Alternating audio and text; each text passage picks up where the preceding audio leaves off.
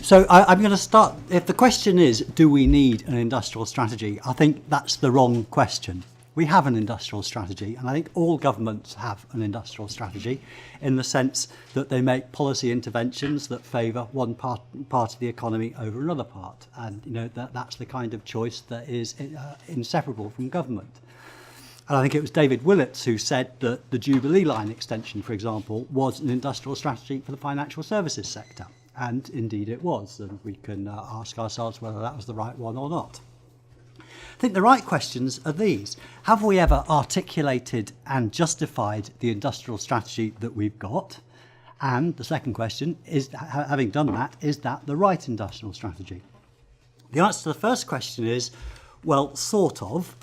Industrial strategy keeps coming round. And I think in the current phase of government, you can get a pretty constant. There's a fairly continuous line from Waldegrave's white paper, realising our potential, through the Sainsbury 10-year science and investment framework, the coalition industrial strategy that was issued on there was a little credit card that you could have with that, which had 8 great technologies and 11 sectors. So in that sense, there has been lip service to industrial strategy for some time. The question about whether that's been really fully formed as a strategy in the sense of having a vision about what the economy ought to look like and how to get there, I think is more difficult to justify. Second question then is it the right industrial strategy? And I think my answer to that is a very firm no on 2 counts. The first one is, I think one has to go back to the biblical text, by their fruits shall you know them. If our industrial strategy was effective, then we wouldn't be in the mess that we're currently in. So whatever we've been doing hasn't been working. So I think that's the first point to make. I think the second point, though, of course, is that a strategy has to adapt to changing conditions. And I think the shape of the economy has changed a great deal in the last couple of decades, and even more so, the conditions that we're going to operate in over the next couple of decades are going to change even more. So I think whatever we've been doing, it hasn't worked, and it probably isn't going to be the right thing to do for the future either. So let me elaborate on that first point. What's wrong with our economy? Well, productivity has already been mentioned. I think it's difficult to overstate the seriousness of our current productivity mess. And I think that's got 2 parts, as is well known. There's the continuing underperformance of the UK economy compared to competitors, which has been a long-term problem, and then the performance since the financial crisis. So that's been, in terms of productivity growth over a decade, it's now the worst decade since the 1890s. So it's the worst performance we've seen. It's worse than 2 world wars and a depression, and it's worth letting that sink in a little bit. If we look at the post-war trend, there have really been only 2 significant breaks in trend productivity growth. So between 1950 and 1973, the line wobbled around quite a fast rate of growth, about 3.8% per annum. There was a strong break in the 1973 crisis, and then we've seen 2.2% per annum from about 1975 to 2007. Very big break at 2007 and 2007 financial crisis. And if we look at the numbers from 2009 till now, it averages out about 0.3% per annum. And as we saw yesterday in the OBR projections, the OBR have been confidently predicting that productivity growth would resume since 2011, and every year they've been disappointed. So after a decade, I wonder, because I'm not an economist, so I ask economists who know these stuff better, isn't a decade enough to say, well, maybe this isn't a glitch, but this is a new trend? And of course, this translates directly into stagnation in GDP per capita, and which is down £5,700 per capita on the pre-crisis trend, according to the Resolution Foundation's figures, and indeed to stagnating wages. And we see the consequences of that. We see that in terms of continuing fiscal deficits, the prospect of austerity without end, and stagnant wage growth. And of course, it's not a stretch to see those factors as being the very factors that have contributed to the very sour politics that we have, and indeed the Brexit vote. The second issue that's wrong with our economy is the regional disparities that we see across the country. And I'd break that up into three categories. We have poorly performing core cities. So if you look at the cities outside London, only two cities, Bristol and Aberdeen, are above the UK average in terms of their GVA per capita. So in contrast to the normal situation where we'd expect cities to be motors of economic growth, our cities are drags on economic growth, and that doesn't seem to be entirely correct. I come from Sheffield. Sheffield is the worst performing core city, but if you think Sheffield's bad, you have to go to Barnsley. We have a number of deindustrialised regions, Barnsley, Bolton, not just the north. I could say the same about Merthyr Tydfil or Dudley or the Medway towns or Redruth. We have a number of deindustrialised regions whose economies have really are really not working, and that's accompanied with deep-rooted social problems and, again, sour politics. And then finally, we've got rural and coastal peripheries, which are actually some of the least well-off parts of the country entirely. So so I think one cannot look at that record and say, oh, whatever we've been doing is fine, we just need to do a little bit more of it. It's clearly not fine. Something is not working. So I want to go on to the changing conditions of the economy. And I'd highlight two factors that have changed a lot in the last couple of decades. The first is North Sea oil. I grew up in the 70s, in the kind of sour years of the 70s, and as a teenager I remember everybody saying, well, it's going to be fine because North Sea oil will rescue us. And in a sense it did. Peak North Sea oil happened in 2000, and in 2000 peak North Sea gas happened a year later in 2001. Since when the decline in production in offshore gas has been very fast. Likewise, if we look at financial services, if 2000 was peak North Sea oil, 2007 was peak financial services. Financial services, the growth of financial services was a massive driver of the economy from 2000 to 2007.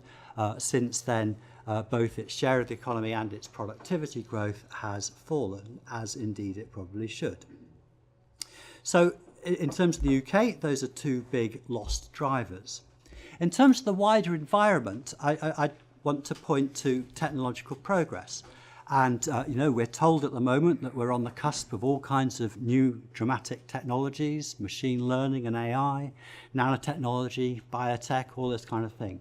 I'm a physicist, and actually my day job is in fact to do nanotechnology, so I'm going to be the first one to agree that these are all marvellous and potentially transformative technologies.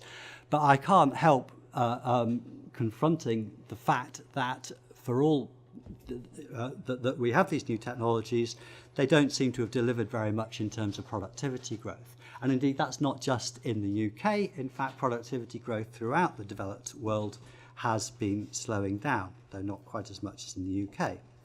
And but these new technologies will have an impact on the means of production. People talk about Industry 4.0, which I have to say in German, because if I say the fourth industrial revolution, Professor Crafts will probably eat me or throw up. So I've done it now. Nonetheless, I mean, a huge amount of Davos-style hype about that, but nonetheless, there is something real about the kind of pervasive adoption of digital technologies in manufacturing. And we're also, we are seeing an energy transition. An energy transition that I think will be more disruptive than people think in terms of and I think it's surprising, even though solar energy, electric cars, even though their overall penetration remains very small, it's now starting to be apparent that even at quite small degrees of total penetration, they're actually quite disruptive in terms of markets. So how well are we placed to benefit from these technological changes? Well, I think there are some pretty dangerous signs. We have the lowest R&D intensity of any big economy, and we compare particularly poorly with the fast-growing East Asian economies like Korea and China. Now, as I say, I'm an academic physicist, so you'd expect me to argue for more basic science. But actually, at the risk of having my Royal Society badge taken away from me, I'm actually more worried about low business R&D. I think I think that's wrapped up with a culture of short-termism. So I think the business R&D, poor diffusion of technological best practice are really the problems that we have. And then finally, I haven't even talked about Brexit very much.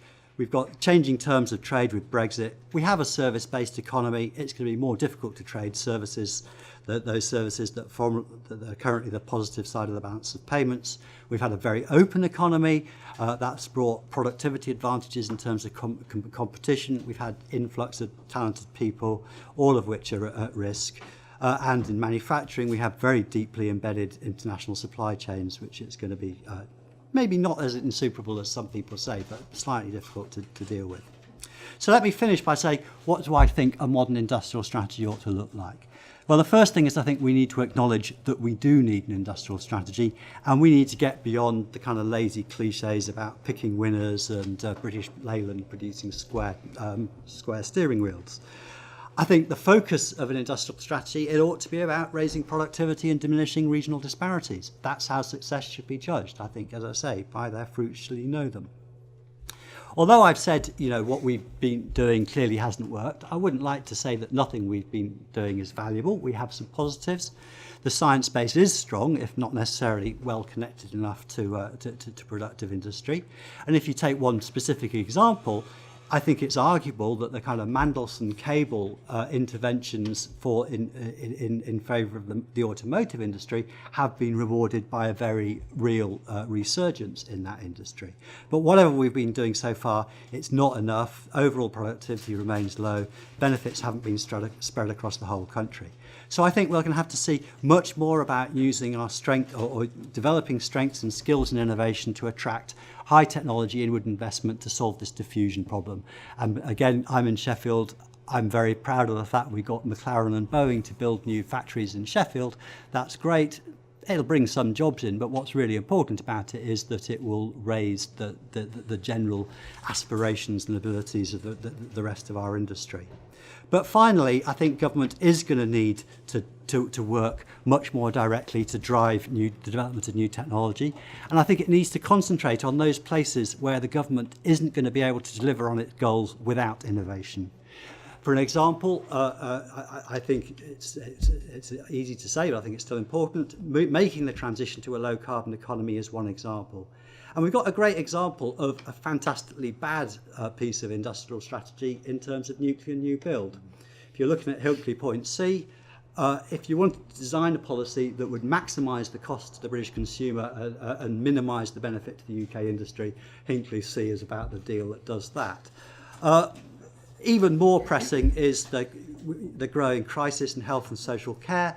We spend 100 billion quid a year on the NHS, and frankly, the structures that we have in place are pretty much designed to suppress innovation and new technology rather than develop them and benefit from them. So I think we do need an industrial strategy. It ought to be about the government working with the private sector to drive innovation that we need to meet the strategic goals of the state. And at the end of this all, actually, I think the state needs to step back and start to think what its strategic goals actually are. Thanks.